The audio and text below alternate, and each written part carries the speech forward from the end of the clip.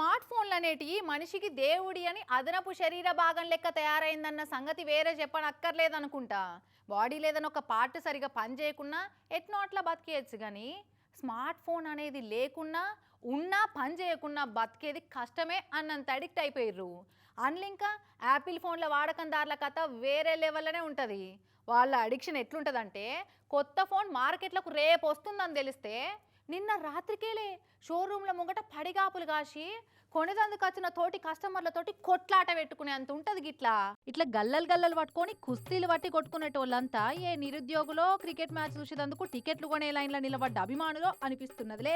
కానీ కానే కాదు, వీళ్ళంతా ఐఫోన్ 17 అభిమానులు. నిన్న పొద్దుగాల ఐఫోన్ సిరీస్ లో 17 ప్రో మ్యాక్స్ ఫోన్లు విడుదల చేసిరు కదా.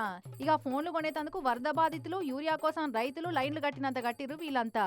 నిన్న పొద్దుగాల వచ్చిన వాళ్ళు కూడా కాదట, మొన్న అద్దుమరాత్రి వచ్చి కూసోని ఎప్పుడెప్పుడు తెల్లారుతుందా అని ఎదురు చూసిరట అంతా.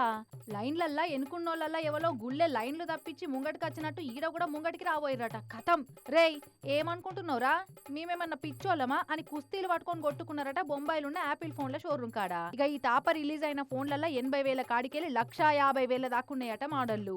ఇక ఈ తమ్ముడు 2 మోడళ్లు కొన్నాడట. ఒలింపిక్స్ లో గోల్డ్ మెడల్ కొట్టినట్టు ఎంత సంబరపడుతున్నాడు చూడుర్రే. కానీ ఎంత గమ్మతుంటా చూడుర్రు వాళ్ళ దేశంలో. ఓ దిక్కు ₹5 భోజనం కోసం లైన్లు కట్టేటోళ్ళు ఉన్నారు, ఇంకో దిక్కు ఐఫోన్ల కోసం లైన్లు కట్టేటోళ్ళు కూడా ఉన్నారు.